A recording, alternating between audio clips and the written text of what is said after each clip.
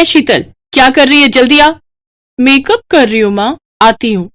शीतल makeup करने के बाद बाहर आई। उसकी माँ पहले से ही बाहर इंतजार कर रही थी। दोनों मंदिर जाने वाले थे। मेकअप करने में कितना टाइम लगता है बेटी? टाइम लगता है माँ, आप नहीं समझोगे। हाँ हाँ, मैं तो बुढ़ी हो गई हूँ, मैं कैसे समझूंगी। लेकिन बेटी, घर का कामकाज भी तो सीखना पड़ेगा, नहीं तो ससुराल जाके क्या करेगी? हाँ, वहां भी मेकअप ही करूंगी माँ, मैं तो एक ब्यूटी पार्लर खोलूंगी। अच्छा, और घर का काम कौन करेगा? नौकरानी रख दूंगी, ब्यूटी पार्लर से बहुत पैसा आएगा। बहुत अच्छा मेकअप करती हूँ मैं। और अगर तेरी सास ने तुझे काम नहीं करने दिया तो सास बदल लूंगी। तू भी न बेटी, कुछ भी बोलती है। अब चलो माँ, देर हो रही है। शीतल और उसकी माँ मंदिर चली गई। मंदिर में पंडित जी दोनों को बहुत अच्छी तरह से पहचानते थे।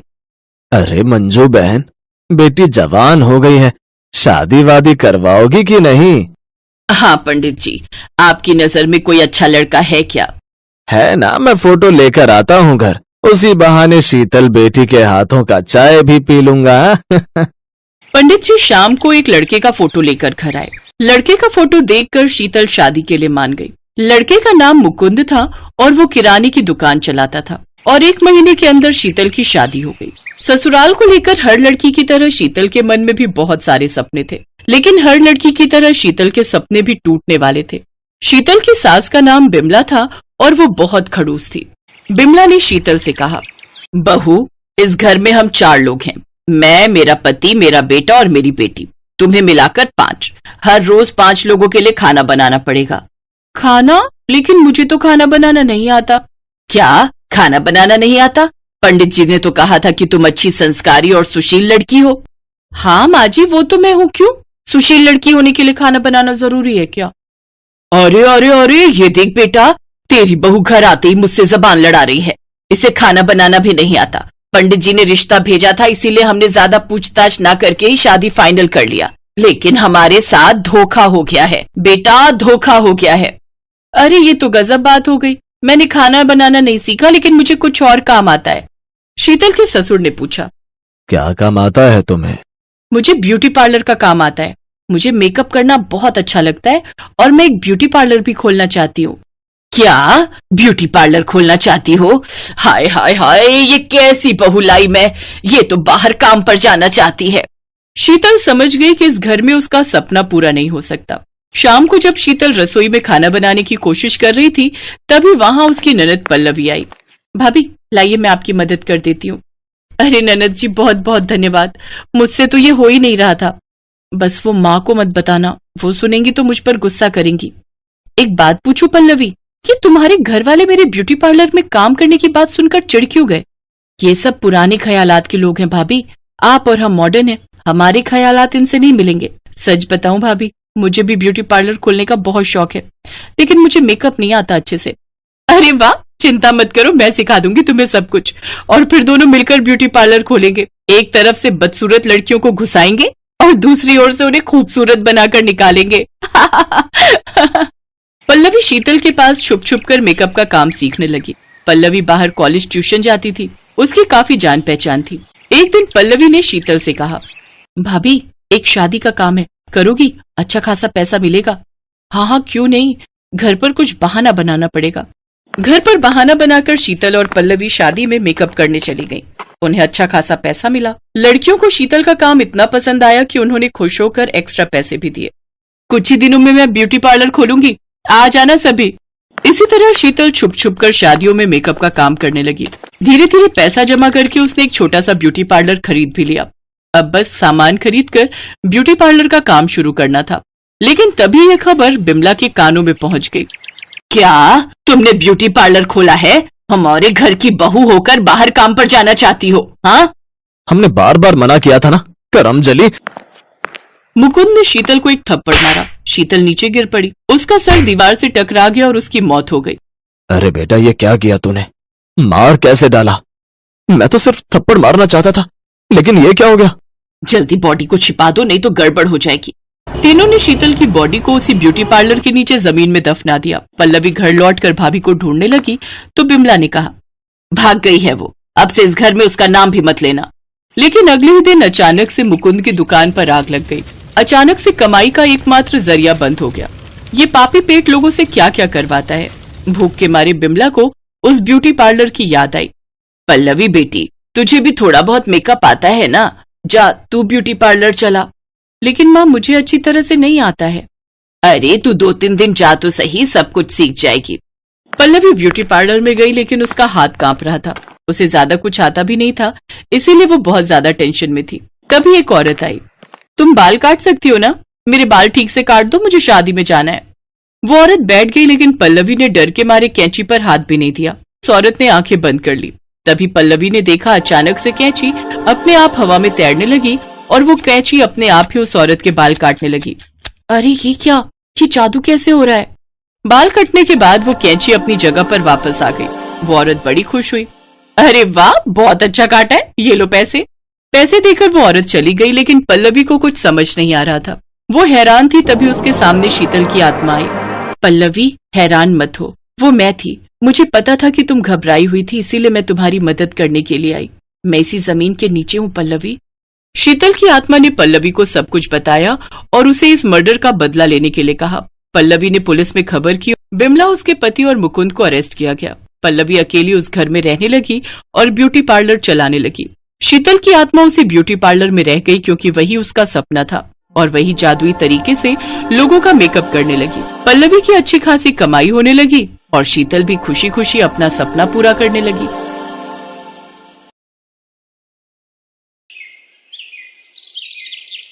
कोमल के चेहरे पर बचपन से ही काले धब्बे थे, इसलिए सब उससे नफरत करते थे। देखा तुमने, इतना अच्छा रिश्ता हाथ से निकल गया। जो भी आता है इसका चेहरा देखकर रिश्ता मना करके चला जाता है। पता नहीं कितनी बदसूरत है तुम्हारी बहन। इसी बात का तो रोना है मधु। इसकी वजह से मेरी भी समाज में बहुत बदनामी हो रही है। उम्र बढ़ती जा रही है। सब मुझे ताने देते हैं कि मैं भाई होकर अभी तक अपनी बहन की शादी नहीं करवा पा रहा। पता नहीं ऐसी बदसूरत बहन का भाई होना ही मेरे भाग्य में क्यों लिखा था। अब बस भी करो, तुम दोनों तो कोमल के पीछे ही पड़ गए हो। इसमें उस बेचारी की क्या गलती है? जब ये पैदा हुई थी तभी से इसके चेहरे पर यह निशान है। पर मेरी बेटी लाखों में एक है। कितनी गुणवती है, पूछो जरा मधु से। घर के सारे काम करके ये देती है, बाजार से सामान लाना, बनाना, सबकी देखभाल करना। अगर कोमल ना हो तो इस घर का क्या हाल हो, ये तुम नहीं जानते। माँ, भैया भाभी ठीक ही तो कह रहे हैं। मेरी वजह से इन्हें कितनी बातें सुनने को मिलती हैं। काश मैं पैदा होते ही मर जाती तो आज आप सब पर इतने दुख ना आते। कोमल, मेरी बच्ची, आज बोल दिया, आगे से ऐसा मत बोलना। तुम्हारे पिता के जाने के बाद तुम दोनों बच्चे ही तो मेरा सहारा हो। रमेश, अपनी बहन को गलत मत बोल। अगर उसे कुछ हो गया तो मैं तुझे कभी माफ नहीं करूंगी। अरे माँ जी, आप जानती नहीं हो, अभी तो ये रोकर चुप हो जाएगी, उसके बाद फिर से वही कहानी। कोई रिश्ता बताऊंगी इसके लिए तो इसकी शक्ल देखकर फिर रिश्ते के लिए मना हो जाएगा। अब सारी जिंदगी इसको हम घर पर थोड़ी रख सकते हैं, हमें भी अपना परिवार बनाना है। लोग तो बातें बनाएंगे ना कि कुमारी लड़की को घर पर बिठा रखा है। अपने भैया भाभी की बात सुनकर कोमल रोती हुई घर से बाहर चली गई और सड़क किनारे बैठ गई। कुछ देर तक कोमल ऐसे ही रोती रही। उसके बाद घर आई और उसने किसी से कुछ नहीं कहा, चुपचाप घर के काम किए और सो गई। अगले दिन जब कोमल सोकर उठी तो उसने देखा उसके कमरे की दीवार पर लगा हुआ शीशा गायब है।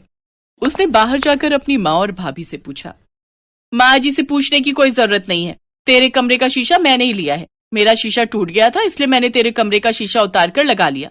वैसे भी तुझे अपना चेहरा देखने की कोई जरूरत नहीं है। तू देखने में इतनी बदसूरत है कि तेरे चेहरे में देखने लायक कुछ भी नहीं है।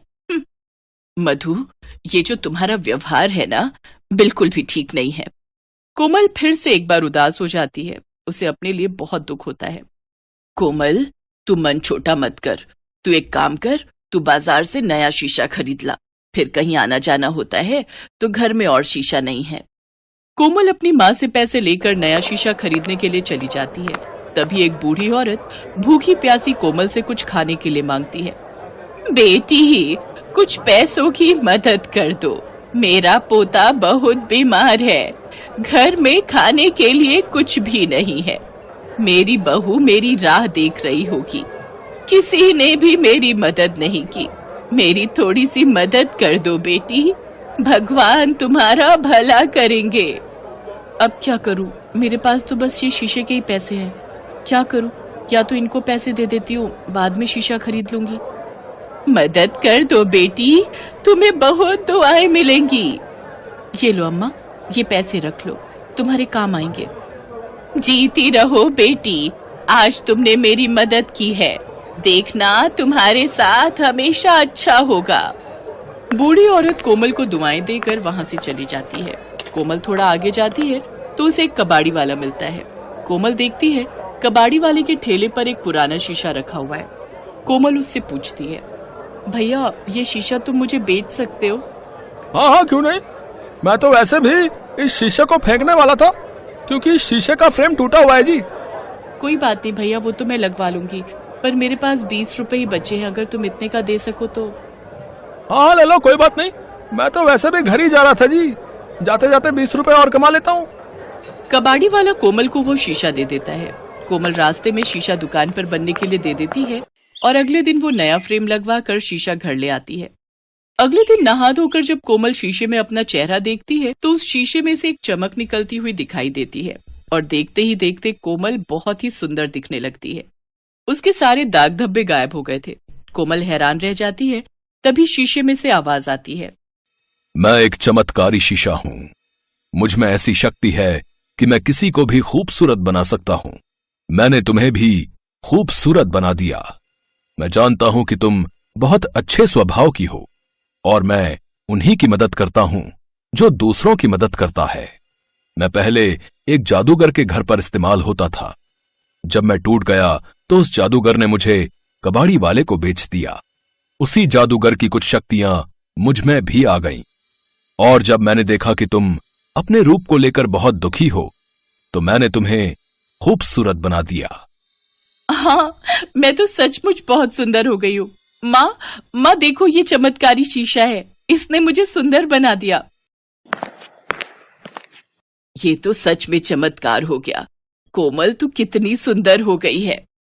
अच्छा, तो ये चमत्कारी शीशा है। वाह कोमल, तेरी तो किस्मत ही बदल गई, तू तो बहुत सुंदर हो गई। चलो अच्छा है, अब इसके लिए अच्छे घर के रिश्ते भी मिल जाएंगे। हाँ, ये तूने सही बात कही। अब हम कोमल के लिए कोई अच्छा रिश्ता ढूंढ लेंगे। एक दिन कोमल को बहुत बड़े घर का रिश्ता मिल गया। वो लोग बहुत पैसे वाले थे। लड़के की माँ अपने बेटे और बेटी के साथ कोमल को देखने के लिए पहुंची। लड़के ने कोमल को देखते ही पसंद कर लिया और दोनों के रिश्ते की बात हो गई। हमें आपकी कोमल बहुत पसंद है। वैसे तो हम अपनी गरिमा की शादी पहले करना चाहते थे, पर गरिमा के चेहरे पर यह निशान है जिसे देखकर कोई भी लड़का रिश्ते के लिए हाँ नहीं कहता है। इसी कारण हम अपने बेटे की शादी पहले कर रहे हैं। आप चिंता मत कीजिए, मेरे पास एक चमत्कारी शीशा है जिसमें देखने से गरिमा बहुत सुंदर हो जाएगी। आओ गरिमा, मेरे साथ आओ। कोमल गरिमा को अपने साथ कमरे में ले जाती है और उसे शीशे में देखने के लिए कहती है। गरिमा जैसे ही शीशे में देखती है वो बहुत सुंदर हो जाती है। सब लोग बहुत खुश होते हैं कि गरिमा कितनी सुंदर हो गई। कोमल की शादी पक्की हो जाती है। शादी का दिन नजदीक आ जाता है। कोमल का रिश्ता इतने बड़े घर में जुड़ता देख उसकी भाभी ईर्ष्या से भर जाती है और उस शीशे को जानबूझकर तोड़ देती है। शीशा टूटते ही कोमल फिर से अपने रूप में आ जाती है। पर यह क्या, कोमल के साथ साथ मधु भी बदसूरत हो जाती है और उसके चेहरे पर दाग धब्बे हो जाते हैं। मधु घबरा जाती है। ये मुझे क्या हुआ? मेरा रूप रंग कहाँ गया? मैं बदसूरत कैसे हो गई? मैं तो कोमल से भी ज्यादा बदसूरत हो गई। ये सब तेरी करनी का फल है। तूने जानबूझकर वो शीशा तोड़ा है ना, इसीलिए तुझे उसकी सजा मिली है। मेरी बेटी की आज शादी है और तूने मेरी बेटी की शादी तोड़वाने के लिए इस शीशे को तोड़ दिया। तू इतना ईर्ष्या से भर गई। मधु माँ ठीक कह रही है। मैं तो चाहता था कि कोमल की शादी हो जाए। मैं बहुत खुश था, पर तुमने तो सारी हदें ही पार कर दी। तुमने उस शीशे को तोड़ दिया जिसकी वजह से मेरी बहन सुंदर बनी थी। जादुई शीशा, भले ही तुम्हारे टुकड़े हो गए हैं, पर मैं जानती हूँ कि तुम मुझे सुन सकते हो। मेरी भाभी को ठीक कर दो। हाँ, मैं तुम्हें सुन सकता हूँ। मेरा जादू खत्म होने से पहले मैं तुम्हारी भाभी को ठीक कर सकता हूँ, पर इसके लिए तुम्हें अपनी सुंदरता का बलिदान देना होगा। अगर तुम्हारी भाभी सुंदर हुई तो तुम्हें हमेशा के लिए अपने इसी रूप में रहना होगा जिसमें तुम पहले थी। बोलो, तुम्हें मंजूर है? हाँ, आप मेरी भाभी को ठीक कर दो। मैं पहले जैसी ही ठीक हूँ। मेरी किस्मत में जो लिखा होगा वो मुझे मिल जाएगा, पर मेरी भाभी को इतनी बड़ी सजा मत दो। कोमल की बातें सुनकर मधु की आंखों में आंसू आ जाते हैं। जादुई शीशा मधु को ठीक कर देता है, पर कोमल अपने पहले वाले रूप में ही रहती है। मधु को अपनी गलती का एहसास हो चुका था, पर अब डर था कि कहीं कोमल के ससुराल वाले उसे इस रूप में देखकर शादी के लिए मना न कर दे, पर ऐसा नहीं था। कोमल, तुम्हारी सुंदरता तो तुम्हारे भीतर है। व्यक्ति अपने व्यक्तित्व से सुंदर बनता है, ना कि ऊपरी सुंदरता से। तुम हमारे घर की बहू जरूर बनोगी। हमारी गरिमा तुम्हारी वजह से सुंदर हुई है। तुमने जो उसके लिए किया है वो कोई भी नहीं कर सकता। बहन जी, शादी की तैयारी शुरू कीजिए। हम शाम को बारात लेकर समय पर पहुंच जाएंगे। कोमल दुल्हन के रूप में बहुत सुंदर और प्यारी लग रही थी। ये सुंदरता उसकी अपनी खुद की पहचान थी, जो उसके व्यक्तित्व को और निखार रही थी। कोमल अपने माँ और भाई भाभी के गले लगकर खुशी खुशी अपने ससुराल विदा होती है। हेलो दोस्तों, कैसे हैं आप सब? हमारी कहानियाँ देखने के लिए हमारे चैनल को सब्सक्राइब कीजिए और हाँ, बेल आइकॉन पर क्लिक करना मत भूलिएगा।